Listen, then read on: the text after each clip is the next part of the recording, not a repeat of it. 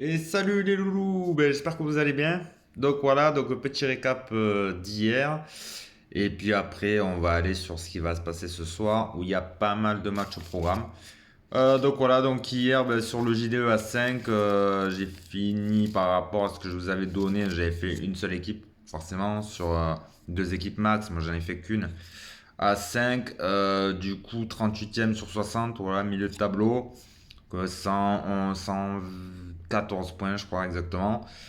Contre 152 pour le premier. Voilà, donc 152 pour le premier.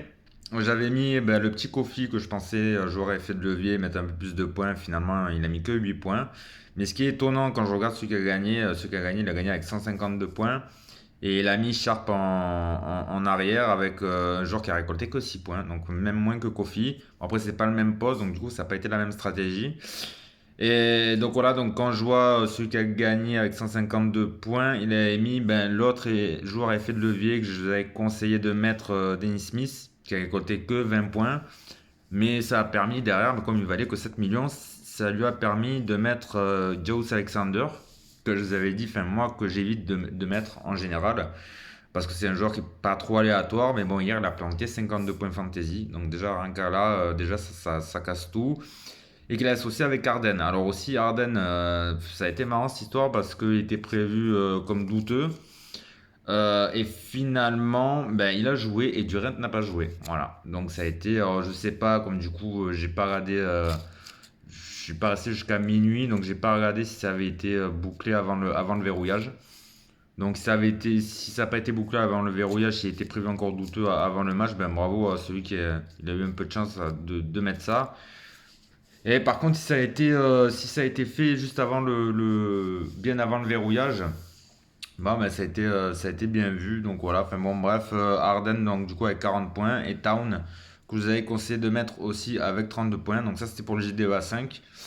Que 152 et celui à 2 euros, le gagnant avec 185 points, voilà, ce qui est pas énorme.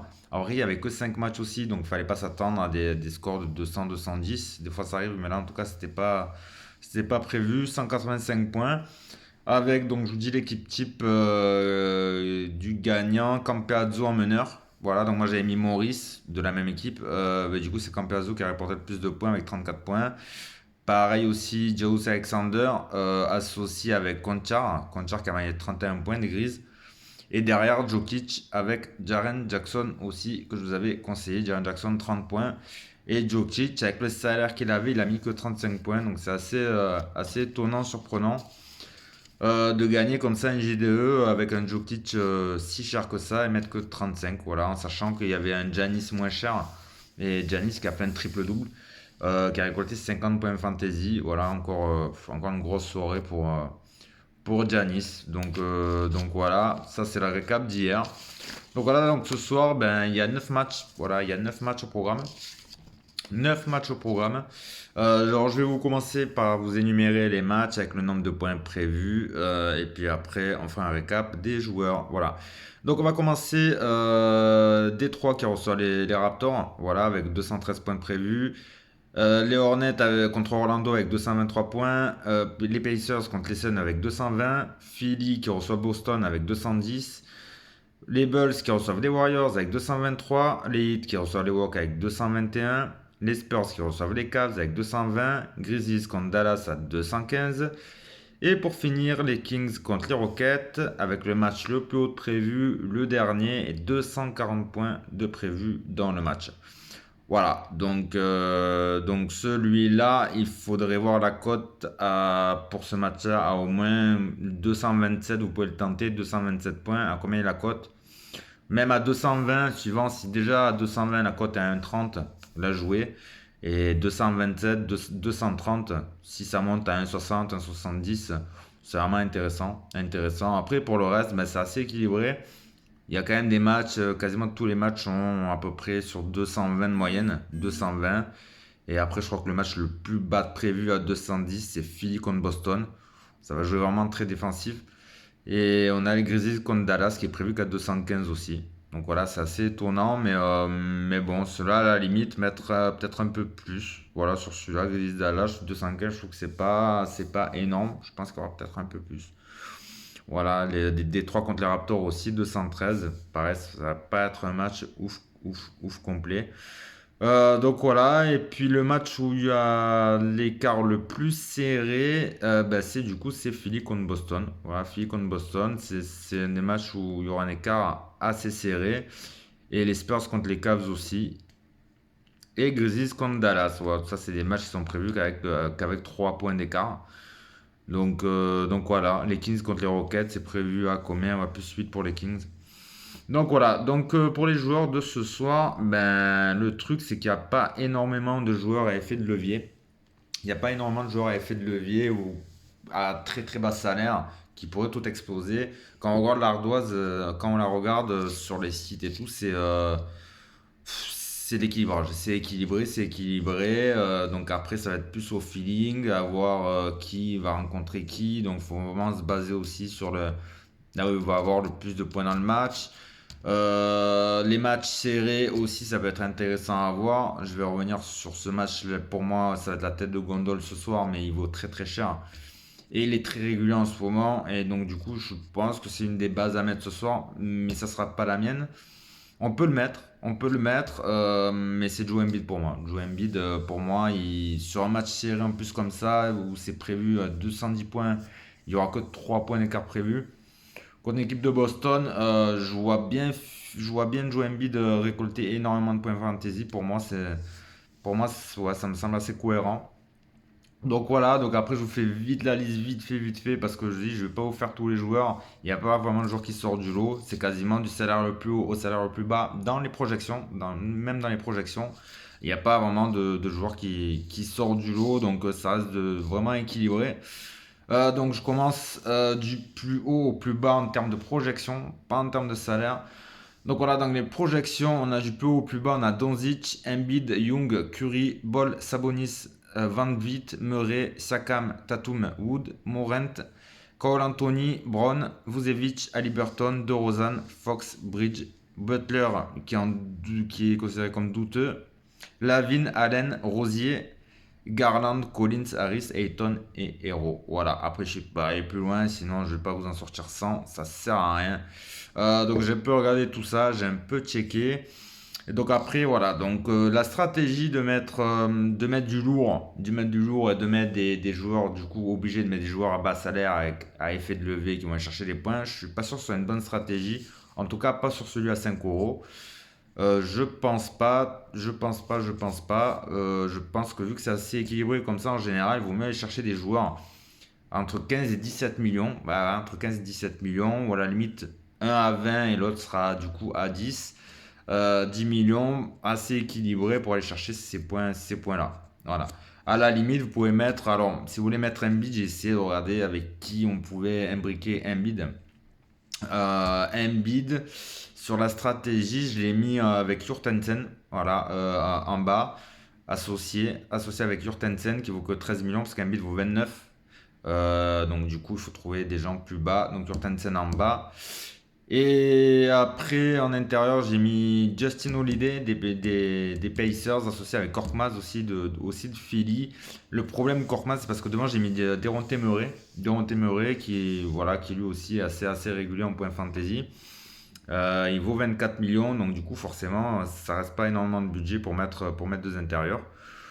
Donc voilà, donc Korkmaz associé avec Holiday. Par contre, il y a un joueur qui me plaît beaucoup en meneur. Non, si on va dans les meneurs, il y a peut-être, allez, il y a Young que vous pouvez mettre vraiment en tête de gondole. Mais après, le problème des Hawks, c'est que ça va pas très bien en ce moment. Donc c'est un peu risqué d'aller sur Young. Même s'il va tout faire, il est quasiment tout seul. Il y a des joueurs qui ont été tradés. Je pense notamment à Cam Reddish qui est parti à New York. Il y a Huerter qui est blessé. Enfin, ils ont pas mal de blessures, pas mal de soucis. Ils vont chez les Heat avec ou sans Butler, les Heat sont assez costauds en ce moment. Je vois mal, non, je vois mal Young. Young va faire le job, il sera peut-être tout seul. Donc avec le salaire à combien il coûte à 28 millions, je trouve ça vraiment, vraiment beaucoup. Donc à éviter pour moi en meneur. Donc voilà, après les meneurs, pour moi c'est Murray à la limite en haut. Et puis derrière, ça sera un peu plus bas. Et plus bas, il y a des options vraiment très intéressantes. Je pense notamment à celui que je vais mettre en base après. Pour moi, c'est Fox. Voilà, Fox des Kings, qui est projeté en plus dans le match le plus haut en termes de points. Donc c'est vraiment intéressant d'aller sur Fox. Et du coup, voilà, donc Deronte Murray, Fox, ou à la limite, pourquoi pas en meneur pour mettre, mais par contre, ce sera un peu plus cher que Fox, ça sera Garland. Voilà, ça sera Garland, je crois qu'il y a 18 millions. Voilà, donc voilà, pour moi, ça sera plutôt Fox, voilà, qui reste un salaire dans le budget pour équilibrer vraiment les choses. Donc moi, j'ai mis Fox. Derrière, du coup, aussi pour équilibrer, si je vais pour équilibrer tout ça, pour trouver des joueurs entre 15 et 17 millions pour équilibrer, j'ai mis Wood. Wood associé à Bridge et Hornet. Donc Wood aussi qui est dans le match contre les Kings avec 240 points projetés dans le match. Wood assez aléatoire, mais quand ça plante, ça plante. Il est projeté avec 11 rebonds. C'est le match qui est projeté le plus rapide avec le, avec le plus de rapidité ce soir. Donc Wood pour moi ce sera la base. Donc voilà. Donc Woodbridge Fox, ça peut être un triangle intéressant et qui permet de mettre aussi au milieu, vous pouvez mettre DeRozan. Voilà, DeRozan qui est assez stable.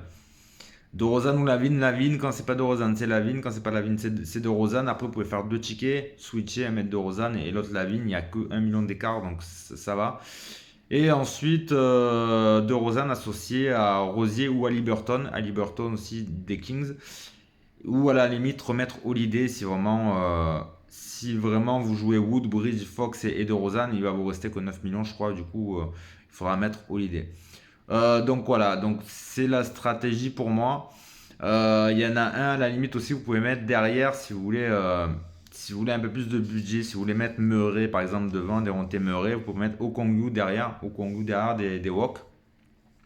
Parce que Capella n'est pas là, donc vu que Capella n'est pas là, au Congo, je pense qu'il va faire le boulot, donc ça peut être intéressant de le mettre, l'associer avec soit avec un Bridge, soit avec un Wood, à la limite avec un Jurtensen, mais bon, pourquoi pas. Au Congo, il a 12 millions, Jurtensen a 13, ça vous laisse quand même pas mal de budget pour mettre une équipe solide devant. Mais bon, au Konyu plus avec un gros, avec un Wood ou un Bridge. Voilà pour moi. Voilà, derrière, donc je vous ai dit au Konyu, Wood, Bridge, Orford et Jurtensen. Voilà, pour moi, ce sera ces 6 là vraiment imbriqués derrière. Parce qu'on n'a pas un budget du coup derrière pour mettre un Joe Embiid. Voilà, donc voilà, après à vous de voir. Après au milieu, ben, DeRozan, Lavine, Rosier, Haliburton, Holiday, s'il vous reste pas beaucoup, 9 millions, vous pouvez mettre Holiday. Et Hero. Et voilà. Et Tyler Hero, voilà, qui peut être intéressant à jouer. Et devant, ben, je vous ai dit, Deronte Murray, Fox, ou pourquoi pas Garland. Voilà. Donc moi, mon équipe, par exemple, sur les JDE à 2 euros, j'en ai fait plusieurs où j'ai mis Fox devant. De Rosanne associé à Rosier. Et sur un autre, j'ai mis associé aussi à Liberton. Ou aussi associé à Holiday quand derrière j'ai mis un bridge avec Wood parce que le budget ne pouvait pas me permettre d'en mettre un autre. Donc voilà, pour faire tout ça, donc c'est ces joueurs-là vraiment que j'ai ciblé. Il y en aura d'autres aussi qui vont récolter pas mal de points, mais là vraiment j'ai pas eu vraiment d'intuition sur eux. Donc pour moi c'est ça. Et Crowder à la limite derrière, vous pouvez mettre, qui vaut pas très très cher, qui est à 13 ou 14 millions. Ça peut être intéressant. Ayton est un peu plus cher. Il fera peut-être un peu plus de points, mais c'est peut-être un peu risqué. Chez les Raptors, on a Fred VanVleet et Siakam, qui eux aussi peuvent rapporter pas mal de points, mais qui restent quand même assez chers. VanVleet était intéressant à jouer il y a quelques semaines, mais là son salaire a monté, donc du coup il a 24 millions. Je crois que ça vaut vraiment un peu cher derrière, autant mettre un de Rosanne ou un Lavine. Enfin, c'est mon avis. Ou à la limite, vous pouvez mettre quelqu'un qui m'intéresse beaucoup aussi, qui marque pas mal de points, dans les 30 points minimum, c'est Brown. Voilà, Brown, on peut le mettre, ça peut être intéressant aussi. Switcher de Rosanne, mais de Brown, je crois qu'il est un peu moins cher. Et du coup, ça vous laisse légèrement un peu plus de budget pour mettre un autre joueur. Donc voilà, c'est à peu près pour moi. Il y a Cunningham à la limite, si vous reste 13 millions, 13 millions pour un poste d'arrière, à la limite, vous pouvez le mettre. Donc voilà, alors Ford aussi, donc voilà, moi c'est ma base, je vous ai dit à peu près ces joueurs-là. Après, vous faites comme vous voulez. En tout cas, sur la liste, je pense qu'il vaut mieux la jouer stratégiquement équilibrée. Voilà, pas s'enflammer. Je vois pas de joueurs vraiment. Il n'y a pas de joueurs entre 6 et 7 millions qui peuvent apporter tant de points de fantasy que ça. Après, oui, forcément, il y en a qui vont le trouver. Je vous ai dit, ceux qui mettent 50, 100 tickets, forcément, hein, ils prennent des gens quasiment presque au hasard avec le peu de budget qu'ils ont. Et puis, avec un peu de chance, ils arrivent à taper dessus. C'est très bien. Après, le problème, c'est que là, si vous avez le budget, allez-y. Prenez ceux qui vous restent. Tapez sur du lourd, hein, ou tapez sur du Embiid. On a qui est en valeur sur du Embiid, ou tapez sur du Dejounte Murray, tapez sur du Wood. Et après, vous faites 50 tickets et vous prenez ce qu'il y a avec le budget qui vous reste. Ça peut être une stratégie aussi. Voilà, mais en tout cas, sur le J2 à 5, jouez-la équilibré. Voilà, donc équilibré pour moi, c'est ça. Je pense que en meneur, il y aura Murray, Fox et Garland.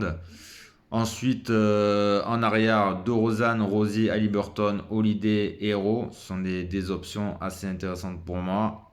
Pourquoi pas Cunningham, Brown aussi. Voilà, par rapport à votre budget. Et puis derrière, vous mettez Okongwu, Wood, Jurtensen, Orford, Bridge. Et Embiid, toujours pareil par rapport au budget. Donc voilà, pour moi, c'est ces joueurs-là à aller chercher. Voilà, donc après, vous faites un pêle-mêle avec tous ces joueurs-là, le budget qui vous reste ou pas, et puis vous voyez, ça peut être intéressant à voir. Donc voilà, c'est tout pour moi. On se voit demain pour ce que ça a donné ce soir. Allez, ciao les loups, bonne soirée.